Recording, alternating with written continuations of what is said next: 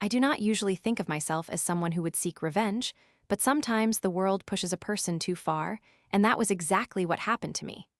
My name is Alina Carter. I am 29 years old, and I live in Maplewood, a small town where everyone knows everyone. It has its charm, but it also has its nuisances, one of which came in the form of my neighbor, Mike. Mike is the kind of guy who believes that rules do not apply to him. He thinks of himself as the king of the cul-de-sac, treating our little community like it is his playground, while those of us who live around him are merely extras in the movie of his life.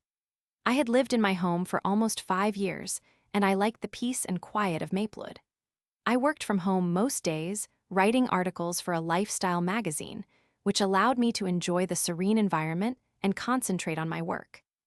I considered myself a good neighbor, someone who respected property lines and did not play music too loud late at night. I believed in harmony, but then Mike's behavior began turning my serene life upside down. Mike constantly parked his crusty silver sedan directly in front of my driveway, fully blocking it, as if my property's borders were merely suggestions. I would come home from my errands only to find his car in my way, forcing me to navigate awkwardly around the street, or, in worse circumstances, wait for him to get back. I could not understand why he thought it was acceptable to graze against the line of my frustration repeatedly.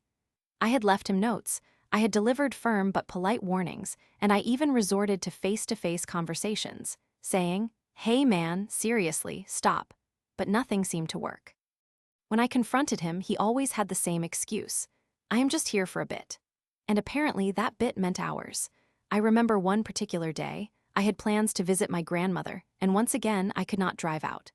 I knocked on his door, my patience worn thin, but he shrugged me off with a smirk, thinking it was just a game.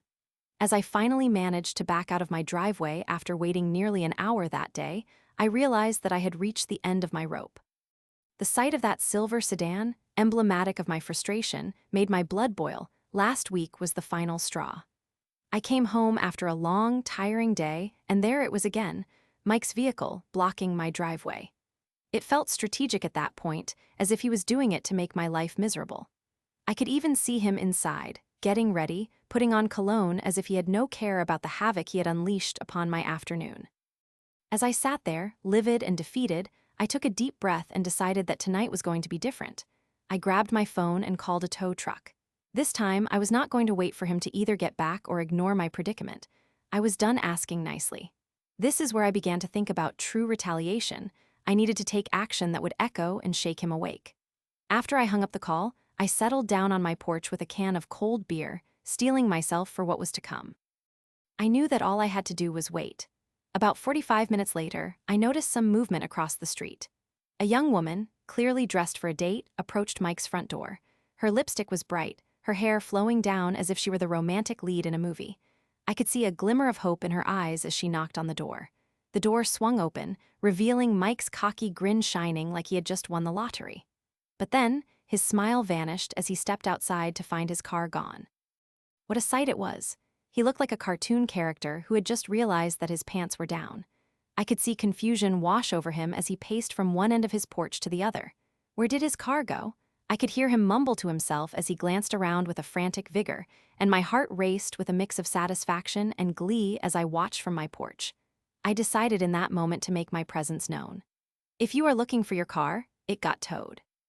"You were blocking my driveway again," I announced, my tone dripping with nonchalant glee. He turned to me, ready to argue, but the girl cut him off. "Wait, you parked in front of her driveway?" she exclaimed, her brows furrowed in disbelief that he could be such a rule breaker. For a moment, I imagined Mike trying to save face, fumbling for his words like a child caught stealing cookies. "It is just for a bit," he blurted out, desperately trying to defend himself, but she was having none of it. "Wow. That is trash," she said, shaking her head in disapproval. Without another word, she turned on her heel and walked away, leaving Mike standing there, humiliated and abandoned. With each passing moment of his distress, I felt a sense of relief, almost liberation. It was like I had been freed from a chain that had bound me to stress, depriving me of peaceful evenings. Night after night, I'd waited, and finally, I had gotten the expression of my exhausting struggles across. I watched as he rummaged through his pockets to perhaps find his phone, looking desperate and alone under the lights of his porch. Since that night, I had not seen him block my driveway again. It seemed no longer a game or a challenge, but an outright understanding that my resolve would not waver again. Still, the story didn't quite end there. As I sat on my porch reflecting, sipping my beer, and relishing the calm of my reclaimed space, I began to think about the deeper implications of what had just occurred. Would it really end like this? Weeks went by, and my life fell back into its usual rhythm, but every now and then I would catch a glimpse of Mike lingering on the pavement, cautiously eyeing my driveway as if it had become a mystical barrier. He never blocked it again, not once. But I noticed a change in him. He no longer strutted around with that awful arrogance. Instead, he seemed to carry an air of caution, glancing apologetically at me whenever our eyes met. I found a newfound power in my strength, transcending mere revenge, reminding me that sometimes the best way to handle conflict is to take a stand for yourself. Then, one day, as I stepped out for my evening walk, I ran into him at the corner of our street. Flustered, he waved awkwardly, and I could see that he desperately wanted to say something. I kept my stance neutral, perhaps out of curiosity. "Hey, Alina," he said, voice low and almost sheepish. "I just wanted to say I am sorry about how I treated you. I did not mean to disrespect your boundaries."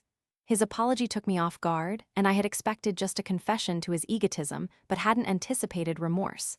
After everything, I realized he was human too, albeit an irritating one.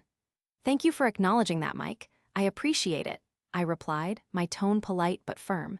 This moment of sincerity shifted something between us. We found ourselves starting over.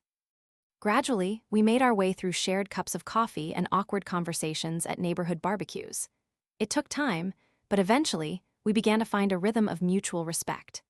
Every time I drove by him, I saw less of the egotist and more of a neighbor I could learn to tolerate. And just when I thought perhaps our neighborly feud was resolved, a recent twist brought a surreal end to everything. One day, I noticed a moving truck parked in front of Mike's house. Rumors in Maplewood spread quicker than wildfire, and soon the neighborhood was buzzing again. I felt a strange mix of anxiety and excitement bubble up inside me as I approached the truck, curiosity getting the better of me. To my surprise, Mike was packing his things. He looked exhausted and honestly a bit defeated. "I got a new job in the city," he explained as he spotted me. "I am moving tomorrow. I just wanted to thank you again for showing me the importance of boundaries." With those words, it felt as if the universe had crafted a sweet ending to our discontent. I realized I had learned a valuable lesson too. Sometimes, standing up for oneself could lead to unexpected resolutions. I waved goodbye, feeling a sense of closure wash over me. Maplewood would never be quite the same without Mike and his antics, but I was proud of how far we had come, and that the remnants of his entitlement no longer haunted my evenings. In the end, I had not just reclaimed my driveway, but had also discovered respect, kindness, and maybe even a friendship where there was once only conflict. As I turned to walk back home, my heart felt light, and I took a deep breath of the fresh Maplewood air, grateful for the unpredictable nature of life.